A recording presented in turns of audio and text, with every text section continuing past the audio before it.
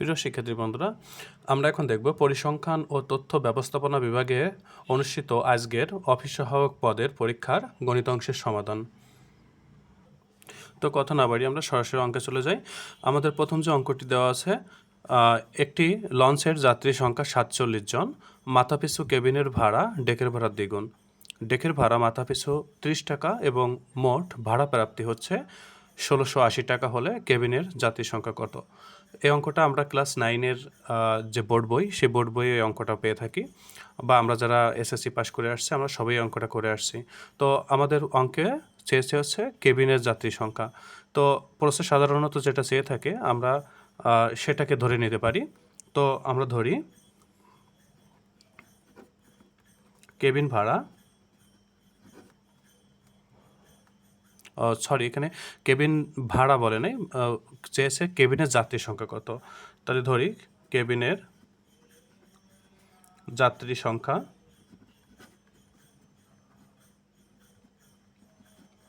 কেবিনের যাত্রীর সংখ্যা যদি আমরা এক্স ধরি, মোট যাত্রীর সংখ্যা আছে 47 জন, তাহলে ডেকের যাত্রীর সংখ্যা হবে 47 থেকে এক্স বিয়োগ। সুতরাং ডেকের যাত্রীর সংখ্যা কত হবে? মোট যাত্রীর সংখ্যা 47 জন। আমরা যদি কেবিনের যাত্রীর সংখ্যা একজন ধরি, তাহলে 47 থেকে এক্স বিয়োগ করলে যত থাকে ততজন হচ্ছে আমাদের ডেকের যাত্রী সংখ্যা।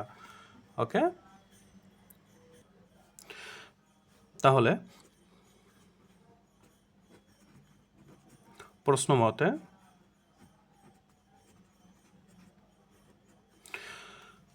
মতে কী হবে?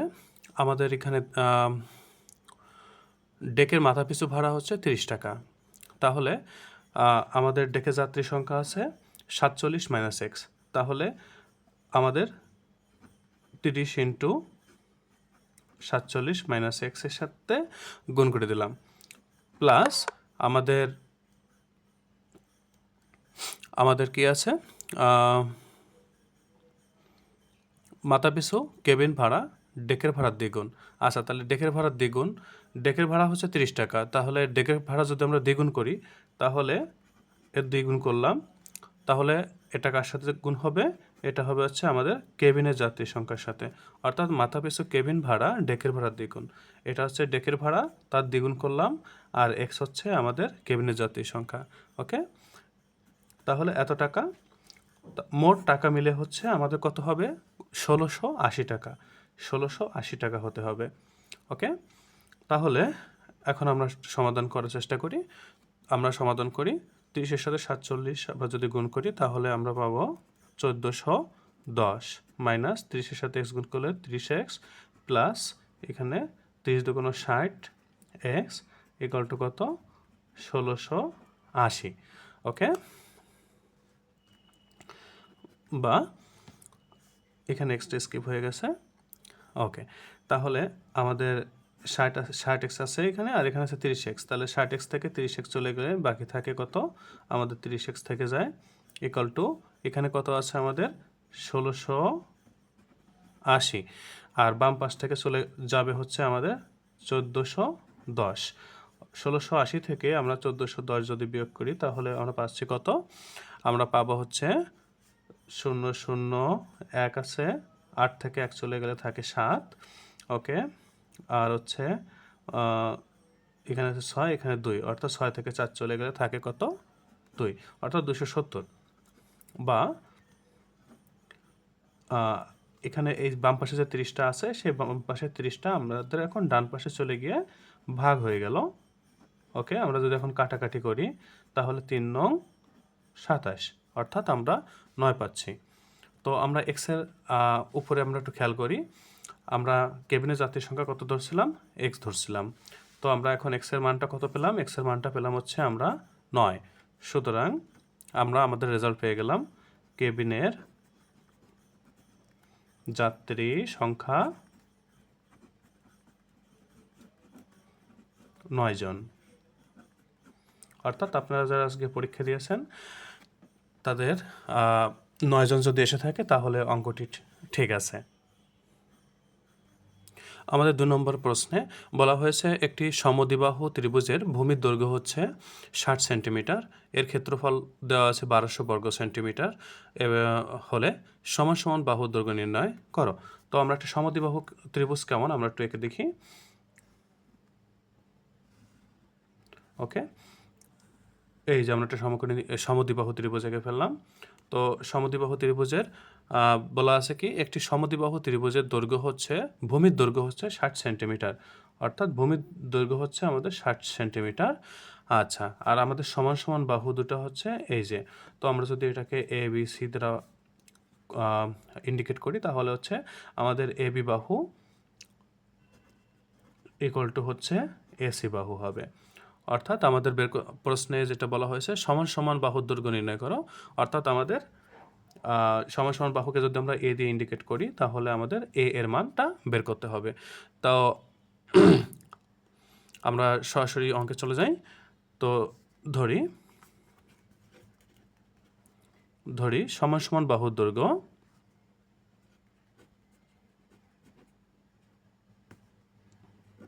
সমান সমান বাহুর দৈর্ঘ্য এ, ঠিক আছে। আমরা সমান সমান বাহুর দৈর্ঘ্য ধরলাম হচ্ছে এ, আর কি দেওয়া আছে, দেওয়া আছে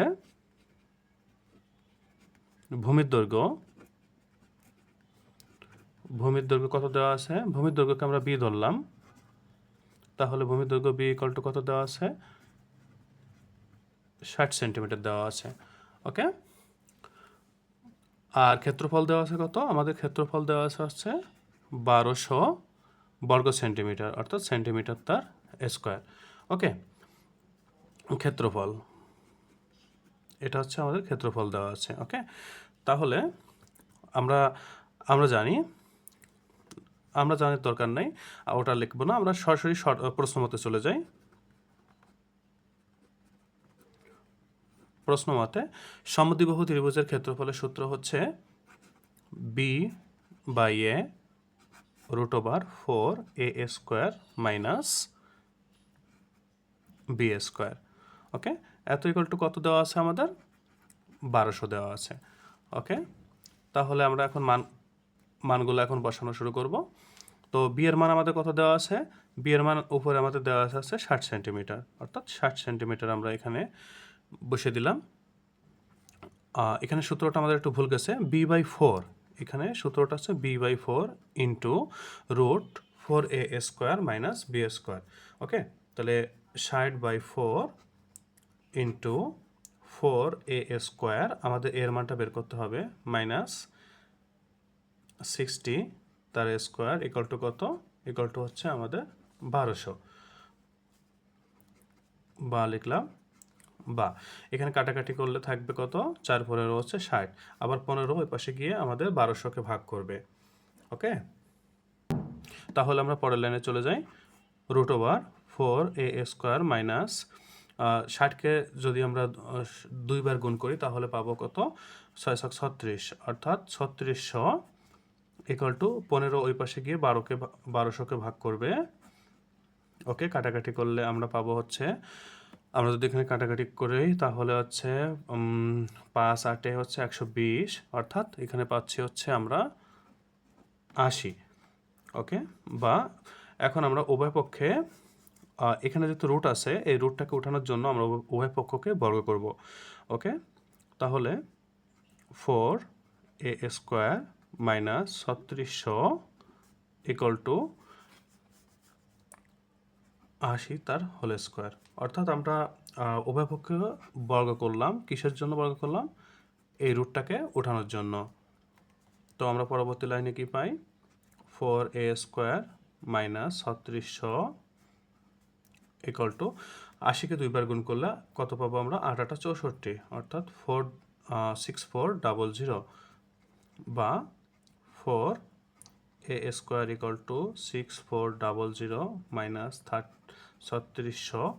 আমরা যদি বিয়োগ, এটা এখানে মাইনাস আছে ওই পাশে গিয়ে প্লাস হয়ে যাবে, আমরা যদি এখন যোগ করি তাহলে আমরা পাবো কত, 2 0 6 আর 4 10 0 হাতে 1। ওকে, 6 আর 4 10, অর্থাৎ আমরা পেলাম হচ্ছে 10,000 বা a square equal to 10,000 divided 4। আমরা যদি কাটাকাটি করি 4 25 100, অর্থাৎ 25 2 0, বা এ ইকুয়াল টু পরবর্তী লাইনে আমরা কি আমাদের পরবর্তী লাইনে চলে আসবে স্কোয়ার, ওই পাশে চলে গিয়ে হয়ে যাবে হচ্ছে রুট 2500, অর্থাৎ 2500কে যদি আমরা বর্গমূল করি তাহলে পাবো হচ্ছে কত আমরা 50। তো 50 সেন্টিমিটার, অর্থাৎ আমাদের পরবর্তীটার উত্তর হচ্ছে আমাদের 50। তো আমরা প্রশ্নটা আর একবার দেখি। সমান সমান বাহুকে আমরা এ ধরছিলাম, তা হচ্ছে তারপর হচ্ছে আমরা ভূমির দৈর্ঘ্য আমাদের দেওয়া ছিল 60 সেন্টিমিটার, ক্ষেত্রফল হচ্ছে আমাদের 1200 মিটার। ওকে, তো আমরা এখন কি করলাম, সমদ্বিবাহু ত্রিভুজের সূত্রটা লিখে দিলাম, ইকুয়াল টু কত ছিল 1200। আমরা জাস্ট ইকুয়েশনটাকে ক্যালকুলেশন করলাম ধাপে ধাপে ধাপে। তো ইকুয়েশনটাকে আমরা ক্যালকুলেশন করলেই আমাদের রেজাল্টটা পেয়ে যাব। আশা করি আপনারা বুঝতে পারছেন। আমাদের এবারে প্রশ্নে বলা হয়েছে কোনো একটি কাজ আলিফ 20 দিনে এবং খালিদ 30 দিনে করতে পারে। তারা একত্রে 3 দিন কাজ করার পর বাকি কাজ খালিদ একা সম্পূর্ণ করে। কাজটি কত দিনে শেষ হয়েছিল? খুবই সহজ একটি অঙ্ক। এই অঙ্ক হচ্ছে ঐকিক নিয়মে আমরা করতে পারি কাজের অঙ্ক। তাহলে আলিফ হচ্ছে আমরা একটু ভেঙে ভেঙে করার চেষ্টা করি, যেহেতু অফিস সহকারী পদের প্রশ্ন। তাহলে আলিফ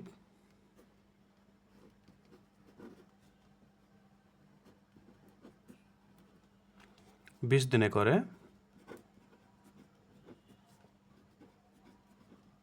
একটি কাজ।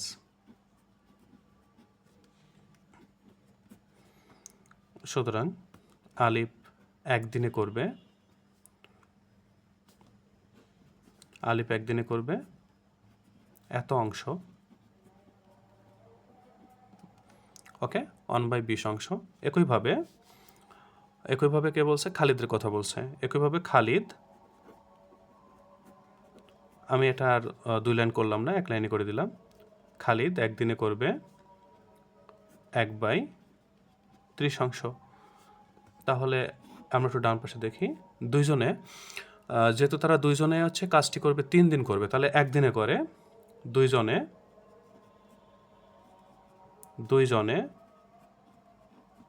একত্রে একদিনে করবে কত পার্ট? 1/20 প্লাস 1/30। ওকে, তো আমরা যদি লসাগুটা করি তাহলে লসাগু করলে আমরা 60 পাবো। এখানে 20 দিয়ে 60কে ভাগ করলে 3 পাবো, প্লাস 2 পাবো। ওকে, তাহলে 5/60। আমরা একটু কাটাকাটি করি, 5 একে 5, 5 বরং 60, অর্থাৎ তারা একদিনে করে হচ্ছে 1/12 অংশ। তারা যদি দুইজন একত্রে কাজটি করে তাহলে একদিনে করবে হচ্ছে 1/12 অংশ। তো আমরা লিখি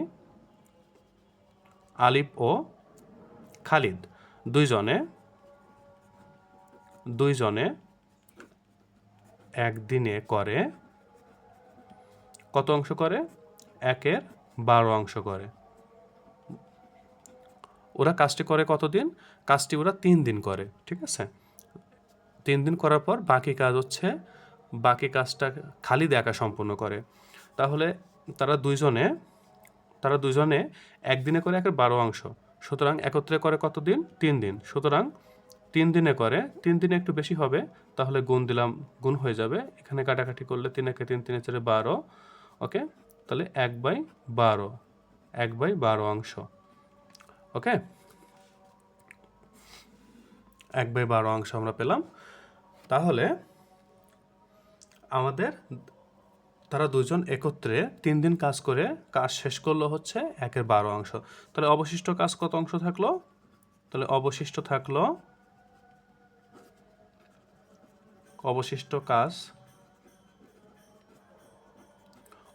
কাজ থাকলো কত? 1 মাইনাস 1/4 ইকুয়াল টু, আমরা এখানে লসাগু করলে 4 আসবে, 4 থেকে 1 চলে গেলে থাকলো হচ্ছে কত? 3। তাহলে কত পেলাম? 3/4 অংশ আমাদের কাজ অবশিষ্ট থেকে গেল। এখন এই কাজটুকু খালিদ একা সম্পন্ন করবে। ওকে, তাহলে খালিদ একদিনে করে কত অংশ? আমরা উপরে দেখছিলাম একদিনে করে হচ্ছে 1/30 অংশ। তাহলে আমরা লিখে ফেলি 1/30 অংশ কাজ খালিদ করে কয়দিনে করে? একদিনে করে। সুতরাং এক অংশ কাজ কত দিনে করবে? উল্টে যাবে, 1 × 30 ডিভাইডেড কত? 1। ওকে, সুতরাং বাকি ছিল আমাদের কত অংশ? 3/4 অংশ কাজ আমাদের বাকি ছিল। তাহলে 3/4 অংশ কাজ করবে কত দিনে? 30 × 3/4। ওকে, আমরা যদি এখানে কাটাকাটি করি, 2 × 2 = 4, 15 × 2 = 30, 3 × 15 কত? 45 ডিভাইডেড 2। ওকে, তো আমরা যদি 2 দিয়ে 45কে ভাগ করি তাহলে কত পাবো? 22 × 2 = 44, থাকে কত? 1। তাহলে এটাকে যদি আমরা সুন্দর করে সাজিয়ে লিখি তাহলে 22 পূর্ণ 1/2, অর্থাৎ আমাদের খালিদ একা বাকি কাজ করবে কত দিনে? 22 পূর্ণ 1/2 দিনে। এটা হচ্ছে আমাদের এই প্রশ্নের সমাধান। ওকে, আমাদের এবারের প্রশ্নটা একটা উৎপাদকীয় বিশ্লেষণ। তো আমরা সরাসরি অঙ্কটা লিখে ফেলি। আমাদের অঙ্কটা দেওয়া আছে x³ + 6x² y + 11xy² + 6y²। এই অঙ্কগুলো এটাকে মনে হয় ভ্যানিশিং মেথডের মাধ্যমে করা যাবে। তো আমরা ওদিকে যাচ্ছি না, আমরা এটাকে একটু সাজায় লিখি। তাহলে প্রথমে কত আছে? x³ আছে। ওকে, 6x² y, এটাকে আমরা দুই ভাগে বিভক্ত করে ফেললাম। x² y প্লাস হচ্ছে আমাদের 5x² y। ওকে, 11x² যেটা আছে সেটাকে আমরা দুই ভাগে ভাগ করলাম। একটা আছে 5xy² নিলাম, আর একটা নিলাম হচ্ছে 6xy² প্লাস আমাদের এখানে একটু ভুল হয়েছে লাস্টে 6y³ আমরা বাকিটা হচ্ছে কত? 6y³ আমরা এখানে বসিয়ে দিলাম। তো আমরা চাইলে ভ্যানিশিং মেথডের মাধ্যমে করতে পারি, কিন্তু সেভাবে একটু বেশি বড় হয়ে যায়, এই জন্য করলাম না। এভাবে একটু মাথা কাটালে সহজে বের হয়ে যায়। যাই হোক, এখন আমরা প্রথমে যে দুটো পদ আছে সেখান থেকে আমরা x² কমন নিলাম। তাহলে x² যদি আমরা কমন নিই তাহলে থাকে হচ্ছে x + y প্লাস 5xy। এখান থেকে এই দুটো থেকে 5xy কমন নিলাম, তাহলে থাকলো হতো x + y। এখন লাস্টে যে দুটো পদ আছে সেখান থেকে আমরা 6y² কমন নিলাম, তাহলে থাকলো কত? x + y। ওকে, তো আমাদের এখানে তিনটা মান একই চলে আসছে, তাহলে তিনটা থেকে আমরা একটা কমন নিয়ে নিলাম। তাহলে থাকলো কত? x² + 5xy plus 6y²। এই অঙ্কগুলো একটু জটিল যদিও, কিন্তু বারবার প্র্যাকটিস করলে আপনারা আশা করি আর সমস্যা হবে না। Equal to x + y। এখানে আবার আমরা কি করব? মিডল টার্ম ফ্যাক্টর করব। তো x² আমরা রেখে দিলাম। এখন 5 যে xy আছে, এই 5xy-কে আমাদের দুই ভাগে বিভক্ত করতে হবে, এবং যে দুটো গুণ করলে 6, এই দুটো গুণ করলে যা হয় এটাকে এমন দুটো সংখ্যা বিভক্ত করতে হবে, সেই দুটো সংখ্যা গুণ করলে 6x² y² হতে হবে। তাহলে আমরা যদি 2 এবং 3-এ বিভক্ত করি তাহলে কত? 3 × 2 = 6, আমরা 6 পেয়ে যাচ্ছি। আর যেহেতু এখানে xy আছে, xy, তাহলে 6xy x² y² আমরা পেয়ে যাব। তাহলে আমরা নিলাম x² plus 3xy plus 2xy plus 6y² bracket close করে দিলাম। তাহলে আমরা কত পেলাম? x প্লাস ওয়াইটা তো আমাদের ছিল, সেকেন্ড ব্র্যাকেট আনলাম, এখান থেকে x কমন নিলাম। তাহলে x কমন নিলে থাকে কত? x + 3y থাকে। আর এখান থেকে হচ্ছে আমরা কমন নিব হচ্ছে কত? 2y যদি কমন নিই তাহলে এখান থেকে x থাকে আর এখান থেকে হচ্ছে 3y। তাহলে আমরা এখন এখানে দেখেন দুটো মান আগে চলে আসছে, আমরা ওই দুটো কমন নিব। তাহলে x প্লাস ওয়াইটাকে নিলাম, এখান থেকে এই দুটা থেকে আমরা x প্লাস 3y কমন নিলাম, অবশিষ্ট যা থাকলো সেটাকে আমরা একটা ব্র্যাকেটের মধ্যে দিয়ে দিলাম। এটা হচ্ছে আমাদের পরবর্তী প্রশ্নের অ্যান্সার। আশা করি আপনারা বুঝতে পারছেন।